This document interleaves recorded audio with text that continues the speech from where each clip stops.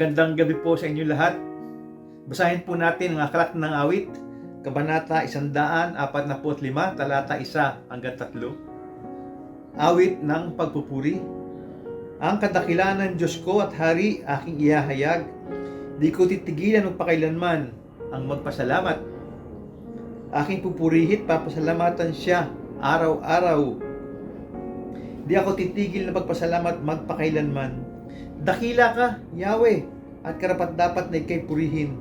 Kadakilaan mo'y tunay na mahirap naming unawain. Tayo po ay manalangin. Diyos, Amang makapaling sa lahat, pinupuri ka po namin at pinapasalamatan. Ibinibigay po namin sa inyo ang pinakamataas na antas na pagpupuri. Maraming salamat, aming Ama, sa buhay, sa kalakasan, sa patnubay na patuloy mong binibigay sa bawat isa sa amin. Maraming salamat. Humingi po kami ng tawad sa aming mga kasalanan. Pakalisin niyo po ang aming puso. Hugasan niyo po ng kapalang dugo ang aming makasalanan at kami po iyong patawarin. Panginoon naming Isus sa lahat. Maraming salamat. Diyos, Amang makapangyarihan sa lahat, maraming salamat sa buong isang linggo na ibinigay mo sa amin, sa iyong pag-iingat sa amin, sa bigay ng aming kalakasan, Panginoon, sa aming mga trabaho, sa lahat naming ginagawa ng buong isang linggo, Panginoon, na alam namin na patuloy nandiyan kayo at ginagabayan mo kami. Maraming salamat, Lord. Thank you, Father God, and thank you, Jesus. Maraming salamat sa inyo.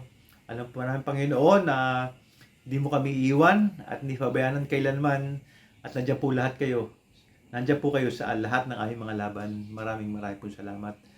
Lord, sa nambahan po namin ngayong gabi, nawa po patuloy buksan ang aming puso at aming isip sa mensahe na ibibigay mo sa amin. Nawa po ito aming maisagawa, Panginoon. At nawa po ito ay maitatak sa aming puso, Lord, Father God. Patnubayan niyo po ang aming tagapanguna. Bigyan po siya ng iyong banal na espiritu upang ang mensahe po na ipapagkaloob mo sa aming ngayong gabi. At nawa po, Panginoon, ay maging maayos po ang aming panamang gabi at kayo po ang patuloy namin maitaas. Maraming salamat. In Jesus Christ's name we pray. Amen, amen, and amen.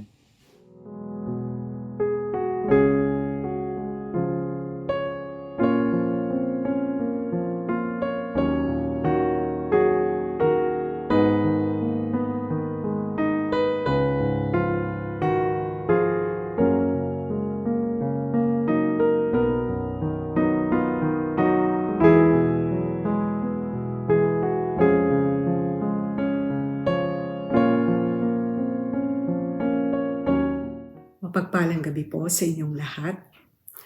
Ako po ay nagpapasalamat sa pagkakataong pinagkaloob sa akin. Ako ay muling makapagbahagi ng aking patotoo sa inyo ngayong gabi. Last Sunday ay nagkaroon po kami ng kauna-unahang activity ng mga kababaihan. And this is the post-New Year Fellowship. At ako po ay talagang blessed sa aming activity na ito. Aside from yung pagkikita-kita namin muling magkakapatid and to be able to offer that time and celebrate the goodness of our Lord sa aming mga buhay, ay marami po kami natutunan sapagkat ang tema po ng aming pong activity ngayon, last Sunday, is The Warrior is a Child. So tayo pong lahat bilang mga Kristiyano, we're all soldiers in faith. Kung papaanong si Apostle Paul, he considers Epaphroditus his fellow worker and fellow soldier. Na tayo pong lahat ay lumalaban sa araw-araw ng mga battles and trials. And sometimes, we win those battles, left and right, but we cannot deny also na occasionally we stumble and fall. But we know in Christ, those trials will never be able to crush us. Kaya lang, minsan, yung pain na nai-inflict sa atin can really be hard to endure. Sa ating pong mga ministries, matagal na tayo sa ating mga ministries, we may be holding important positions and we have had victories in our faith walk. Pero sabi nga, deep inside our heart, we know that we are a child in God's sight. Na we depend on the nurturing of His powerful hands. No? We depend on the nurturing of our Father. At the same time, tayo po ay mga soldiers din. Ayan. We are all soldiers in faith, and we are all soldiers of our Lord. Ayan. So sa ating mga buhay, yung nurturing na kailangan na mangyari sa atin, sabi nga sa ating walk, ay kailangan nandoon yung pagtsatsaga natin o pagsusumikap natin na tayo ay lumago sa ating pananampalataya, sa ating walk with Jesus Christ. Kasama po doon yung pag-aaral ng kanyang mga banal na salita. Spending time in His Word ay napakahalaga po. Sabi nga na ating pong Pastor na ang aming pong Bible verses na aming pong tinalakay nung linggo, it's from Hebrews 5 verses 11 to 14, kung saan tayo po pong lahat, kailangan natin na tayo po ay nagsimula na tayo tinuturuan ng mga elementary truths of God's Word. At tayo, sabi nga, it compares each one of us as we are still eating or taking milk dahil dun sa parang hindi tayo dapat manatiling mga sanggol, no, sa ating lalo na sa pag-aaral ng banal na salita. Na by this time ay dapat mga nagtuturo na tayo. Sabi nga, yung solid food ito po ay for the mature. No? Inaasahan po sa bawat isa sa atin na tayo po ay nagmamature sa ating pong faith walk, at nandoon yung patuloy na pagsastrive natin for maturity. At napakaganda po na bawat isa sa atin, though we know na ang lahat ng ito, no, lahat ng ating mga kakayahan, ito ay nanggagaling sa ating Panginoon. Ngunit nandoon yung ating pagsusumikap na tayo ay matuto. Para kung tayo ay lalaban, if we will be faced with struggles, with challenges in life, ay nandoon yung ating joy and satisfaction. Yes, sa ating mga successes, pero there's also joy and satisfaction whenever we face challenges and lessons sa ating mga buhay. Ito yung magpapalago sa atin at magpapamature sa atin. Napaka-challenging po. No? Sa araw-araw po kasi, sa aking paggising sa umaga, lagi pong yung question na, do your life match your faith? Is your life consistent with your faith? Yung ating pong bang pamumuhay ay laging may integrity na nagmamatch yung ating life sa ating pong faith.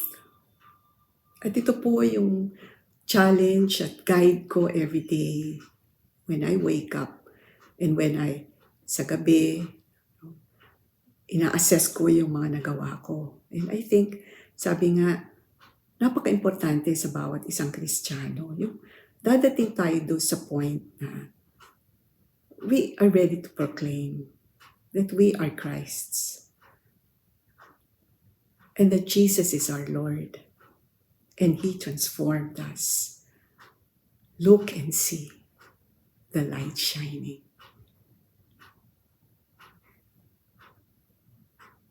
Isang bagay na napakahalaga sa isang Kristiyano na tayo ay makita with all integrity and humility sa ating paglakat bilang mga Kristiyano. At ito po yung palagi ko pong, ito po yung laging nasa isip ko na, yes, we are children in the sight of God. Kasi napakahalaga po yun na nandoon yung ating pagiging humble. And sabi nga, we are marked, all of us, as a child of God. We are marked by humility. At nandun din yung, we are marked by yung love, no? Love for God, love for His Word. and love for the truth of His transforming power of His Word. At ito po yung magpapalago sa bawat isa sa atin. That we will continue to strive, press on for growth, and pursue maturity in Christ. Maraming salamat po sa inyong lahat at magandang gabi po sa inyong lahat.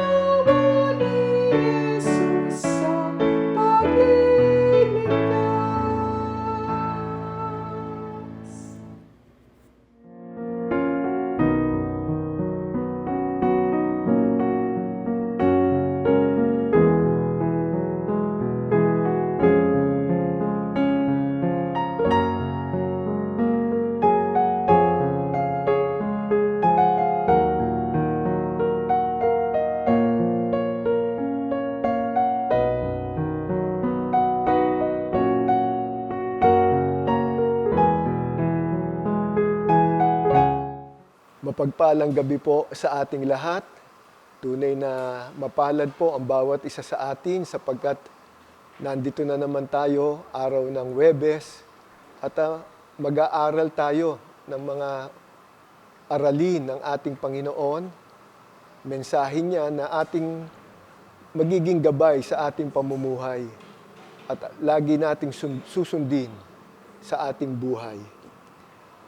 Sa gabi pong ito ang ating pag-aaralan at ipinamagatang kong What a Difference a Year Makes. What a difference a year makes. At ito po ay matatagpuan natin, ang ating pong paksang talata ay matatagpuan po natin sa Lucas chapter 2, verse 52. Patuloy na lumaki si Jesus sa pangangatawan, lumawak ang kanyang karunungan at lalong naging kalugod-lugod sa Diyos at sa mga tao. Madalas ma-experience natin na kapag matagal na nating hindi nakikita ang isang bata at muli natin siyang nakita, ay lagi nating binabanggit sa kanya, o ano, ang laki-laki mo na ngayon. Siguro malakas kang kumain, ano. Kadalasan, ganito kaya rin ang ating kayang sabihin sa ating buhay Kristiyano. Masabi kaya ng mga matagal nang hindi nakakakita sa atin at makakita itong bagong taong ito, masasabi kaya nila na tunay na lumago na tayo sa paglilingkod kay Kristo. O baka naman kabaliktaran, imbis na lumago o mainit sa paglilingkod sa Panginoon, ay nanlalamig pa. O baka naman sanggol o maliit na bata pa ang patuloy na turing sa atin at bata pa rin tayo sa ating buhay Kristiyano. Isipin natin, ilang taon na ba tayong Kristiyano?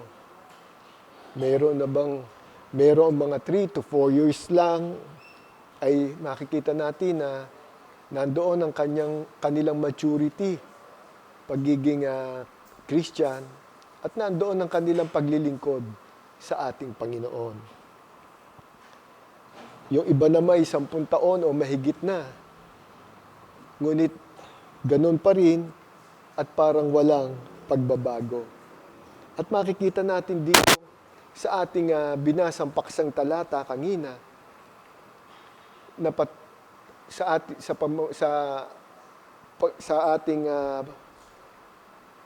pabanggit sa ating Panginoon noong siya ay ipinanganak at nung siya ipanganak noong December, at makikita natin sa Lucas chapter 2 verse 52, sabi nga dito, patuloy na lumaki si Jesus sa pangangatawan, physically, at lumawak ang kanyang karunungan at lalong naging kalugod-lugod sa Diyos at sa mga tao.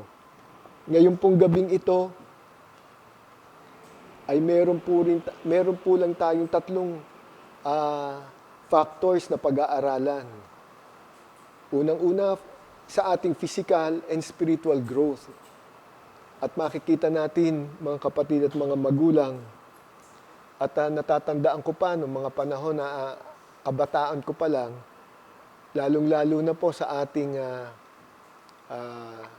pamahiin, o hindi naman pamahiin, sa ating mga Pilipino, ay makikita natin na sa pintuan ng bawat kabahayan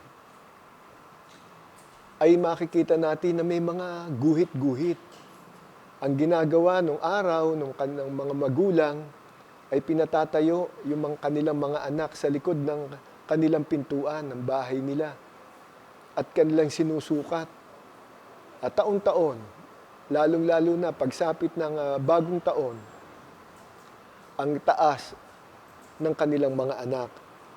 At pinatatayo nila ng diretsyong-diretso sa likod ng pintuan ng kanilang tahanan, inaalis ang mga tsinelas, at talaga namang nandoon at nakapila silang magkakapatid at ginuguhitan ang kanilang mga taas.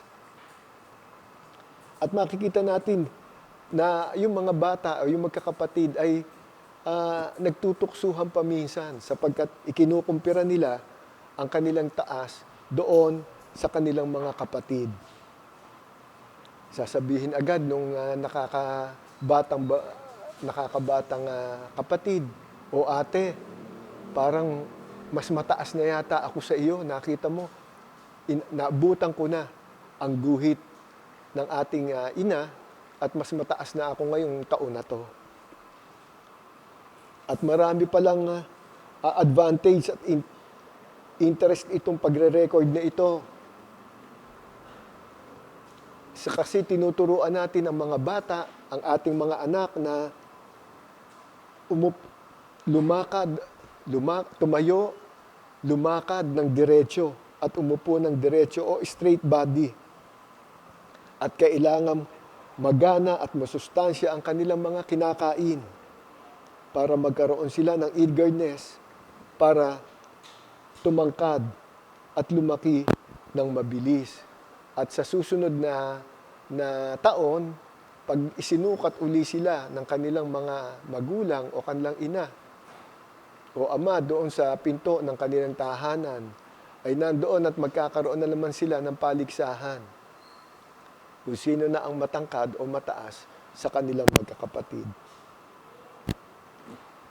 Kapag dumarating ang panibagong taon, ay dapat yata tumayo tayo sa measuring door ng ating kapilya at tingnan natin kung gaano tayo lumago spiritually. Siguro itong taon na to, pagmasdan natin at simulan natin na sukatin ang ating sarili dito sa loob ng pinto ng ating iglesia. Kung tayo ba ay nakakapunta dito regularly, tayo ba ay paglingkod sa Kanya nang naaayon sa Kanyang kagustuhan o naiibigan, nakakasunod pa tayo sa Kanyang mga plano ng ating Panginoon, at tingnan natin, tayo ba ay ganong kasipag sa pag-attend ng mga gawain, at higit sa lahat, tingnan natin din ang ating mga devotional and prayer life kapag tayo ay nasa ating mga tahanan. Ang pag-aaralan po natin, gaya ng nabanggit ko kanina, ay 3 factors lang for physical and spiritual growth na gaya ng ipinakita ng ating Panginoon noong Jesus habang siya ay lumalaki. Unang-una po, we need to grow mentally. We need to grow mentally. Sabi nga po sa Colossians 1:10, sa gayon, makakapamuhay na kayo ng karapat-dapat at kalugod-lugod sa Panginoon. Sasagana sa lahat ng uri ng mabubuting gawa at lalawak ang inyong pagkakilala sa Diyos. Dapat tayong matuto at matandaan natin ang mga Bible stories, mga verses sa Bible. At napakahalaga po dito yung ating pag-aaral, lalong-lalo na po pag-attend natin sa tuwing Sabado sa family Bible study natin, either online o face-to-face. At nandito rin at mayroon din tayong daily devotional guide na inihahandog sa atin o pinababasa sa atin ng ating iglesia. At nandoon din ang pag-attend natin ng Sunday School sapagkat dahil dito, nandoon ang patuloy nating pag-aaral upang matuto tayo higit sa lahat ng mga dapat sabihin, itagubilin o ituro sa atin. Mga aral at tuntunin ng ating Panginoon na magiging gabay natin at ating susundin sa ating pamumuhay. At ang pinakamahalaga sa lahat ay maunawaan ng bawat isa sa atin ang mga nilalaman ng kanyang mga salita sa pamamagitan ng Espiritu Santo. Ano ang ibig sabihin nitong verse nito sa atin? At maipamuhay natin sa ating pamumuhay dito sa mundong ito bilang isang anak niya at bilang isang Kristiyano. Sabi nga po sa Efeso 1, verses 8 to 9, ganoon kasagana ang kanyang kagandahang loob na ibinuhos niya sa atin ayon sa kanyang karunungan at kaalaman. Ipinauunawa sa atin ng Diyos ang hiwaga ng kanyang kalooban ayon sa kanyang layunin na isa sa katuparan sa pamamagitan ni Kristo. At iyan po, nasa Biblia po lahat yan. Nasa kanyang banal na salita na dapat nating matutunan, dapat nating paglimilimiin, at lagi nating basahin ang Biblia, ang kanyang banal na salita, sapagkat dito po tayo lalago at matututo sa ating pamumuhay Kristiyano.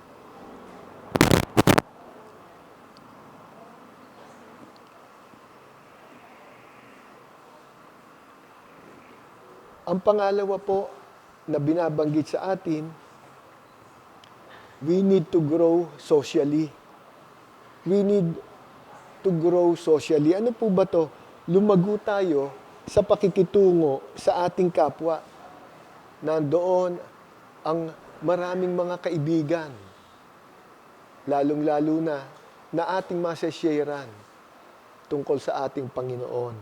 At sabi nga po sa Efeso chapter 4, verse 32, sa halip, maging mabait kayo at maawain. Magpatawad kayo sa isa't isa tulad ng pagpapatawad sa inyo ng Diyos dahil kay Kristo.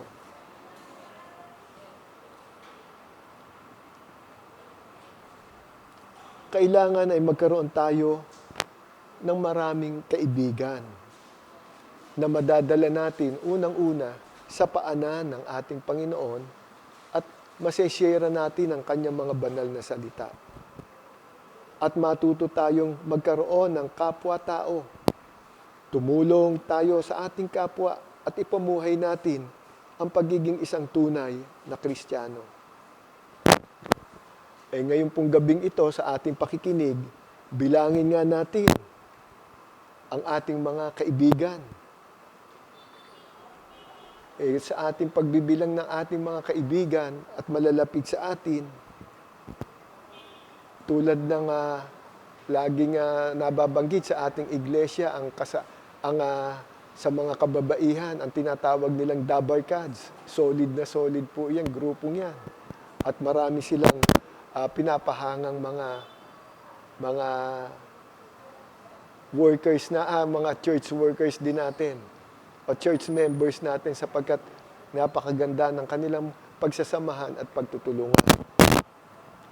At bilangin din po natin, baka naman mas marami pa yung ating mga kaaway, kinaiinisan, at hindi natutulungan.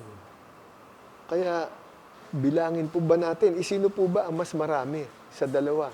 Ang ating po bang mga kaibigan o ang ating mga kaaway? Sabi nga po sa Lucas chapter 6 verse 27, subalit sinasabi ko sa inyong ang nakikinig sa akin. Subalit sinasabi ko sa inyong mga nakikinig sa akin, mahalin ninyo ang inyong mga kaaway at gawa ng mabuti ang mga napopoot sa inyo.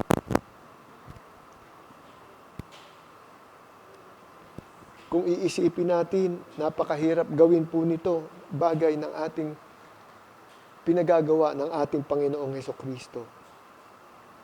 Pero nakikita natin sa pamamagitan ng kanyang salita, Jesus not only told us how to treat our enemies, but showed us how to treat our enemies. At ito ay ipinakita niya sa kanyang napakaraming halimbawa sa atin noong siya ay nabubuhay pa dito sa sanlibutan ito. Kung paano niya tiningnan o tinrato ang kanyang mga nasasabi nating kaaway.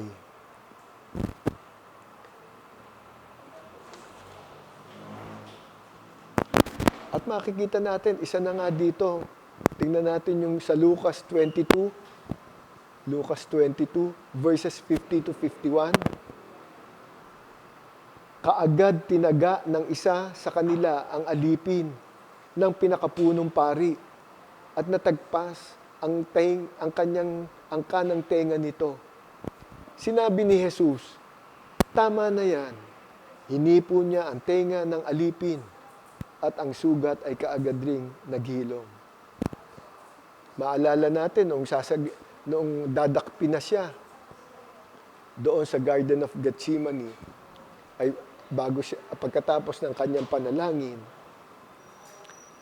ay nakita natin na nandoon at nang siya'y dadakpin na, ay tinaga agad ng isa sa kanila. Ito po ay si Pedro. Yung alipin na pinakapunong pari at natagpas ang kanang tenga nito. At makikita po natin ang naging reaksyon, ang ginawa ng ating Panginoon. Hinipo niya ang tenga ng alipin at ang sugat ay kaagad ring naghilom. Hindi lang niya pinigil yung ginawa ni Pedro sa pagtagpiyas ng tenga, kundi inayos pa niya at pinahilom pa niya ang sugat at ibinalik niya sa tama yung tengang natagpiyas.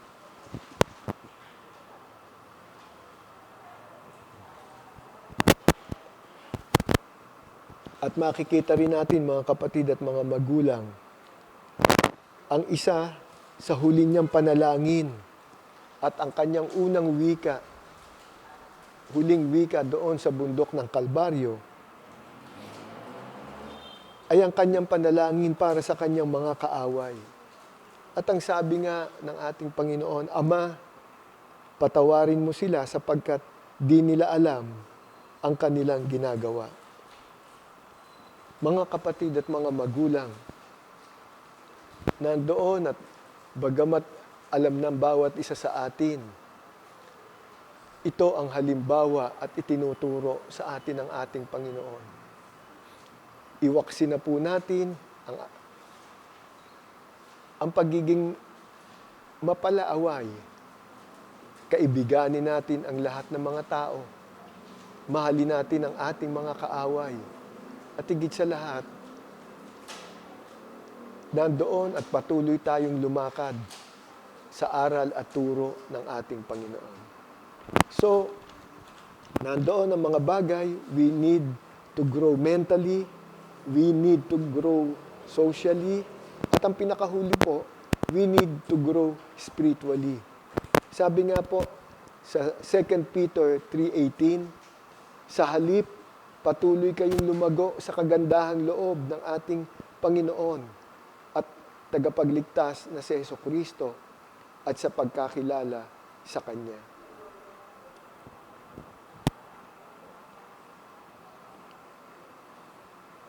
Mga kapatid at mga magulang, patuloy at lagi tayong manalangin.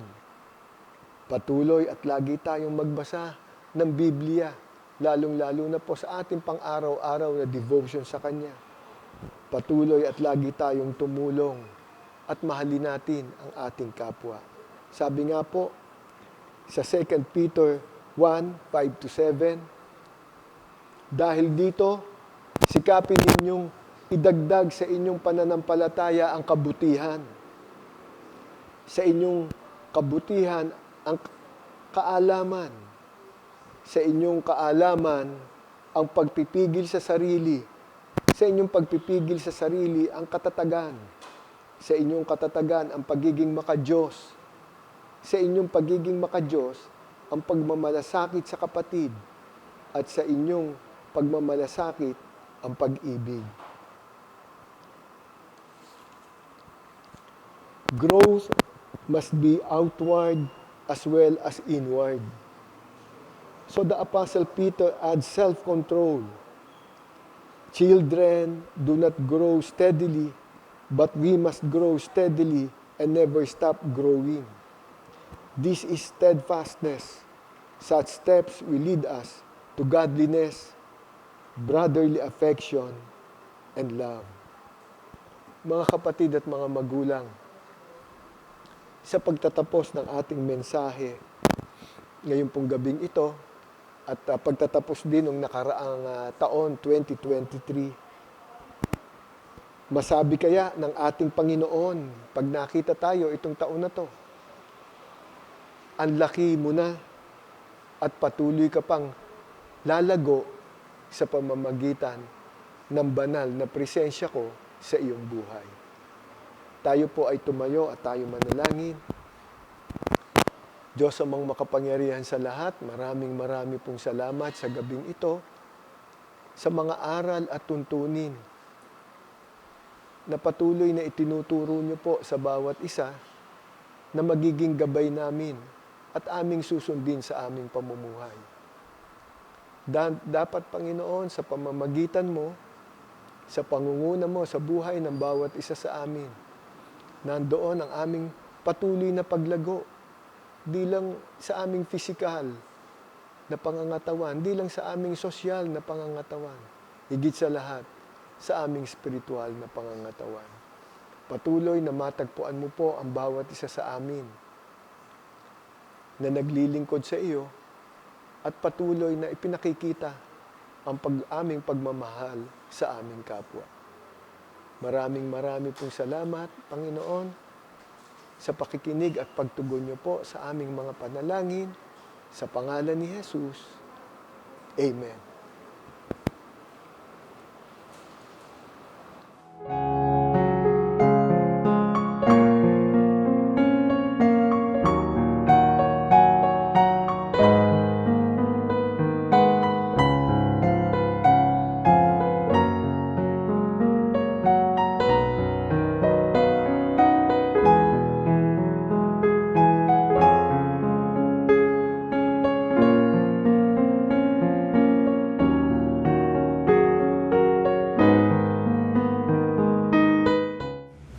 Sa magandang gabi po sa ating lahat.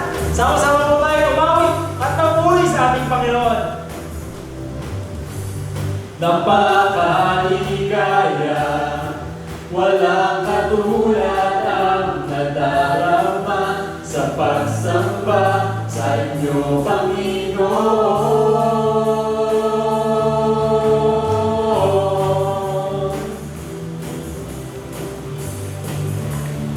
Minsan pa tayo mula. Napakaligaya, walang katulad ang nadarama sa pagsamba sa inyo, Panginoon. Aawit sa inyo, magpupuri sa inyo, ibibigay ang buong puso.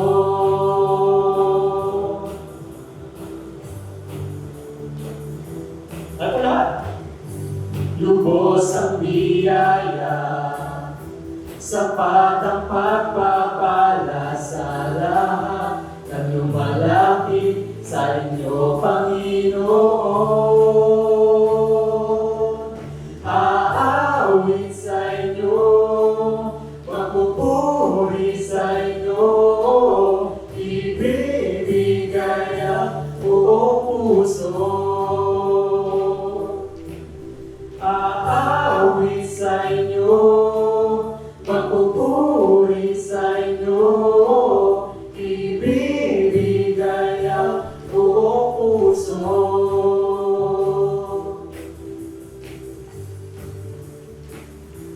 Tayo po lahat.